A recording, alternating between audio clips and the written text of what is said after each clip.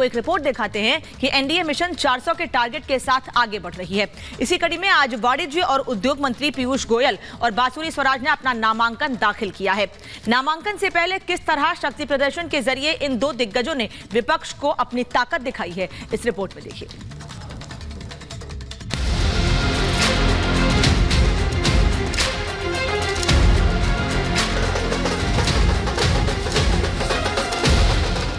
लोकसभा चुनाव में 400 पार का टारगेट सेट किए बीजेपी के दिग्गज चुनावी मैदान में हैं।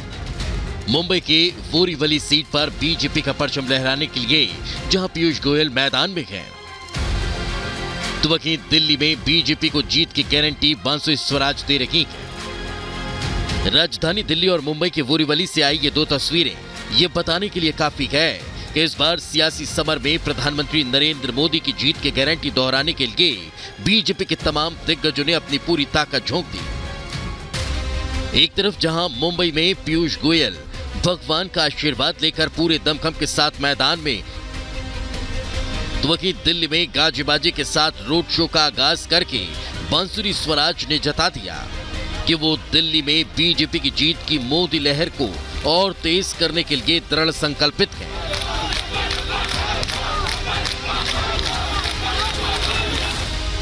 बांसुरी स्वराज के नामांकन में जहां बीजेपी के वरिष्ठ नेता हरदीप सिंह पुरी और दिल्ली बीजेपी अध्यक्ष वीरेंद्र सचदेवा मौजूद रहे, तो वहीं मुंबई की सड़कों पर जनता का उत्साह देखकर पीयूष गोयल भी अपनी जीत को लेकर आश्वस्त नजर आए। आज पूरा देश प्रधानमंत्री नरेंद्र मोदी जी के साथ है, उनको आशीर्वाद दे रहा है, उनके समर्थन में है और मुझे पूरा विश्वास है कि मोदी जी के नेतृत्व में देश 400 पार सीटें प्रधानमंत्री जी की झोली में डालकर उनको और बल देगा और ताकत देगा। जनता से 2 बार जीत का आशीर्वाद पाए प्रधानमंत्री नरेंद्र मोदी अपने समर्थकों को 400 सीटों से ज्यादा जीतने का भरोसा दे चुके हैं और बीजेपी की पूरी लीडरशिप जीत के उस दावे को सच करने में पूरी ताकत के साथ मैदान में डटी है। और उसी का परिणाम है कि बीजेपी के तमाम दिग्गजों के नामांकन से पहले जनता अपने नेता के साथ खड़ी नजर आती है। भरोसे को सच की कसौटी पर कसने का ये नजारा दिल्ली और मुंबई दोनों की जगह पर देखने को मिला। जहां देखें वहां मोदी की लहर है और मुझे लगता है कि ये चुनाव ऐसी प्रचंड बहुमत देगा मोदी जी को। 6 की 6 सीट महायुति जीतेगी। महाराष्ट्र की बात करते हैं, महाराष्ट्र में जिस तरह तस्वीर, महाराष्ट्र में कम से कम 42 सीट और संभावना ये भी है कि 45 सीट तक हम जा सकते। बेशक बीजेपी प्रत्याशियों के समर्थन में उमड़ी ये भीड़ विपक्ष की टेंशन बढ़ाने वाली है और सबसे बड़ी बात ये कि बीजेपी के प्रत्याशी जहां भी जा रहे हैं जनता उन्हें हाथों हाथ ले रही है, जो इस बात का पक्का सबूत दे रही है कि आखिर क्यों दिल्ली की गद्दी पर बैठने का सपना देखने वाले इंडी गठबंधन के लिए 2024 का रण कठिन ही नहीं नामुमकिन होने वाला है। जनता जनार्दन का आशीर्वाद देखकर अभिभूत हूँ, कार्यकर्ताओं का उत्साह देखकर भावुक हूँ और सबका साथ, सबका विकास, सबका विश्वास और सबका प्रयास, इस मूल मंत्र को आत्मसात कर मोदी जी की गारंटी जन जन तक पहुँचाने के लिए और विकसित भारत बनाने के लिए संकल्पित और प्रतिबद्ध हूँ। देखिए, प्रचार में तो मैं 56 दिन पहले ही उतर गई। मेरा प्रचार तो 2 मार्च को ही शुरू हो गया था। माँ का आशीर्वाद जरूर है। कभी आइए कैंपेन ट्रेल पर और देखिएगा, जनता का अगाध विश्वास नरेंद्र मोदी जी के जन कल्याणकारी योजनाओं पर है और माँ के प्रति जो स्नेह है वो आशीर्वाद बनकर मुझ पर भी बरस रहा है। आपको बता दें, मोदी लहर पर सवार बीजेपी प्रत्याशियों को लेकर जनता का ये जोश सिर्फ दिल्ली और मुंबई की जनता में ही नहीं देखने को मिल रहा। ये नजारा पूरे देश में आम है, जिसे देखकर इंडी गठबंधन के नेताओं ने भी पूरा जोर लगा दिया। लेकिन विचारधारा के लेवल पर शून्य विपक्षी नेता चाहकर भी जनता में भरोसा पैदा नहीं कर पा रहे। वो नफरत की डोज देकर सांप्रदायिकता के बूते अल्पसंख्यकों के वोट बैंक में सेंध लगाने की कोशिश तो करते हैं, झूठे वीडियोस बनाकर भ्रम फैलाते हैं, लेकिन बीजेपी के दिग्गज नेता अर्जुन की तरह विकास के मुद्दे पर चुनावी मैदान में डटे हैं। बहरहाल प्रधानमंत्री नरेंद्र मोदी के विकास मॉडल के साथ चुनावी समर में उतरे बीजेपी के दिग्गजों ने ताल ठोक दी है वो रोड शो के जरिए अपनी ताकत भी दिखा रहे हैं और जीत के तिलक पर अपना दावा भी ठोक रहे हैं। बस अब देखना यह है कि 4 जून को जब चुनाव आयोग का बक्सा खुलेगा तो किसके सिर पर जीत का ताज सजेगा।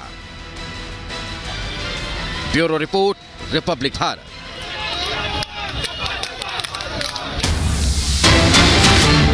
और इस वक्त की बड़ी और अहम जानकारी आपको बताते हैं, मनीष सिसोदिया की जमानत याचिका खारिज कर दी गई है। दिल्ली शराब घोटाले में आरोपी पूर्व डिप्टी सीएम मनीष सिसोदिया को राउज एवेन्यू कोर्ट से बड़ा झटका लगा है। राउज एवेन्यू कोर्ट ने सिसोदिया की जमानत याचिका खारिज की है। सिसोदिया की ईडी और सीबीआई दोनों मामलों में जमानत की मांग वाली याचिका को खारिज कर दिया गया है। दूसरी बार खारिज की गई है सिसोदिया की जमानत याचिका, और इससे पहले भी सिसोदिया को निचली अदालत, हाईकोर्ट और सुप्रीम कोर्ट जमानत देने से इनकार कर चुका है।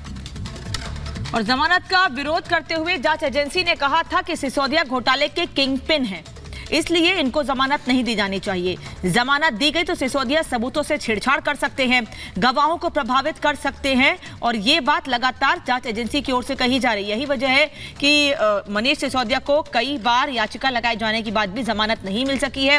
उनकी जमानत याचिका खारिज कर दी गई है और आज एक बार फिर राउज एवेन्यू कोर्ट ने उनकी जमानत याचिका को खारिज किया है, जबकि ईडी भी लगातार विरोध करती आ रही है। और ईडी का कोर्ट के सामने बार बार यही कहना है कि अगर जमानत दी जाती है मनीष सिसोदिया को तो वो गवाहों को प्रभावित कर सकते हैं, जांच को प्रभावित कर सकते हैं, और इसी को ध्यान में रखते हुए कोर्ट ने याचिका खारिज कर दी है।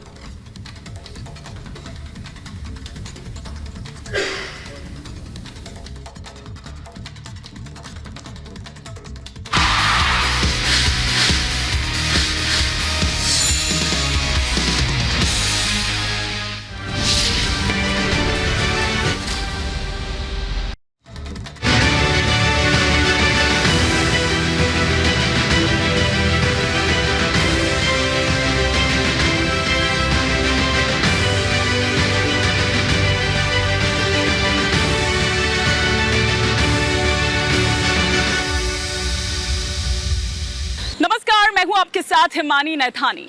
बात 2024 के चुनाव की अगर कहें तो ये कहा जा रहा है कि 2024 का जो चुनाव है वो परिवर्तन का चुनाव है, और वाकई कई सारे परिवर्तन जो हैं वो हमने देखे भी। और स्पेशली अगर मैं देश की राजधानी दिल्ली की बात करूं और यहाँ की लोकसभा सीटों की बात करूं तो वो परिवर्तन सबसे ज्यादा हमें यहाँ दिल्ली की सीटों में देखने को मिला है। 7 में से 6 चेहरे जो हैं वो बदल दिए गए हैं, और इस बार जो एक विश्वास है, भरोसा है, वो नई ब्रिगेड पर, यंग ब्रिगेड पर जताया गया है। और ऐसा ही एक चर्चित चेहरा है बांसुरी स्वराज जी का, जो आज हमारे साथ हैं, हमारे बीच हैं, रिपब्लिक भारत के दर्शकों के साथ हैं यहाँ पर। बहुत बहुत स्वागत है बांसुरी जी आपका। कैसी हैं आप? पहले तो आपकी आंख जी अब बिल्कुल ठीक है। अब ठीक है? अब बिल्कुल ठीक है। कॉर्निया में इंजरी हुई थी, लेकिन 72 घंटे में डॉक्टर नीरज वर्मा, कीर्तिनगर मंडल, उन्होंने बिल्कुल ठीक कर दिया। कैसी तैयारी चल रही है आपकी? जी बस जनता जनार्दन के बीच में उतरी हुई हूँ। प्रचार के करीब 50 दिन से ऊपर हो गए हैं, और ऋणी हूँ दिल्ली की जनता की, क्योंकि इतना ज्यादा आशीर्वाद और स्नेह बरस रहा है। लेकिन मैं जानती हूँ कि आशीर्वाद और स्नेह की वजह है श्री नरेंद्र मोदी जी की जनकल्याणकारी योजनाओं का असर जो ग्राउंड पर दिख रहा है, और उनके विकसित भारत के विजन पर जो जनता का अगाध विश्वास है, उसका असर है ये। जब आप लोगों के बीच जा रही हैं, किस तरह के मुद्दे और क्या रिस्पॉन्स मिल रहा है आपको? जी एक तरफ तो मैं आपको बताऊंगी, क्योंकि कहीं ना कहीं माँ का आशीर्वाद भी मुझ पर बरस रहा है, तो सच झूठ नहीं बोलूंगी, लोग भावुक हो जाते हैं माँ को याद कर कर, और उनके प्रति जो स्नेह है वो मुझ पर आशीर्वाद बनकर बरस रहा है। दूसरा, रही बात मुद्दों की, तो हम मुद्दे नहीं वचन लेके जा रहे हैं, क्योंकि मैंने आपको कहा ना, नरेंद्र मोदी जी वचन पूर्ति की पराकाष्ठा है।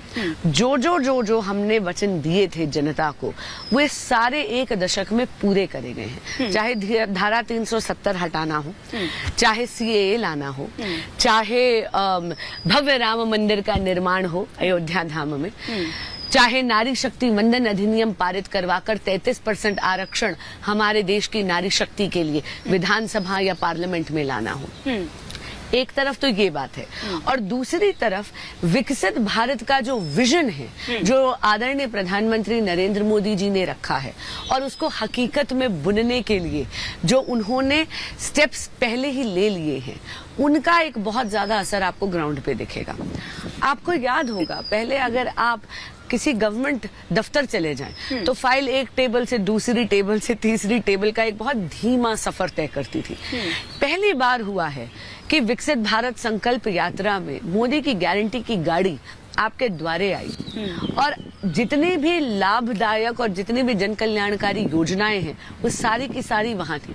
आधार कार्ड चाहिए, काउंटर वही है। पीएम स्वनिधि चाहिए, काउंटर वही है। उज्ज्वला गैस कनेक्शन चाहिए, काउंटर वही है। निःशुल्क अगर आपको अपनी चिकित्सा करवानी, आपको जांच करानी है स्वास्थ्य की, काउंटर वही है। गुड गवर्नेंस के साथ साथ accessibility to that good governance Modi ji ने दी है।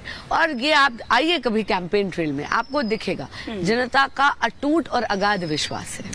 आपने माँ का जिक्र किया यहाँ पर और ये भी कहा कि भावुक भी हो जा रहे हैं लोग जब आप उनके बीच में जा रहे हैं, क्योंकि आप में सुषमा जी की छवि नजर आ रही है। और एक माँ का सबसे अच्छा, मतलब एक बेटी का जो रिश्ता होता है ना, सबसे पहली सहेली ये कहते हैं कि माँ ही होती है। और आप वो शुक्रवार का जिक्र भी करती हैं, जब वो शुक्रवार आज भी आपको इमोशनल थोड़ा सा कर जाता है, भावुक थोड़ा सा कर जाता है। कैसे संभाला खुद को माँ के जाने के बाद? मुझे लगता है ये वो दर्द है जिसे समय भी नहीं भर सकता। इसकी ये वो क्षति या ये वो खलिश है। आप इस दर्द को ओवरकम नहीं करते हो, आप इसके साथ जीना सीख जाते हैं। और कहीं ना कहीं सबसे बड़ा संबल होता है ईश्वर का। और ऑफ कोर्स कहीं ना कहीं इसका श्रेय मेरे फादर को भी जाता है, क्योंकि कहीं ना कहीं मेरे जीने की वजह वो भी है। तो वकालत से ये राजनीति का जो सफर है, ये पहले से ही आपने सोचा हुआ था? क्योंकि घर पर जाहिर सी बात है कि सुषमा जी हैं घर पर, स्वराज जी की हम बात करें, आपके पिता की अगर हम बात करें तो वो एडवोकेट है, मतलब वो दोनों ही वो जो कॉम्बिनेशन जो है वो आपके घर में ही, तो जाहिर सी बात है कि कभी ब्रेकफास्ट टेबल पर, डिनर टेबल पर इस तरह की चर्चा होती रहती हुई? जी नहीं, राजनीति कहीं पर था नहीं प्लान में। माँ के साथ भी वकालत डिस्कस होती थी और जीवन कैसे जीना है इसकी बहुत ज्यादा डिस्कशन होती थी। ये अचानक से हुआ और माँ के जाने के 4 बरस बाद हुआ। देखिए, मैं वैसे तो मेरी संघ आयु 24 वर्ष है। राजनीतिक जीवन का प्रारंभ मैंने एबीवीपी के कार्यकर्ता के रूप में करा था, एकदम स्कूल के बाद एपीवीपी की सदस्यता ली कॉलेज में आते। लेकिन मैंने पार्टी और संगठन की सेवा 1 दशक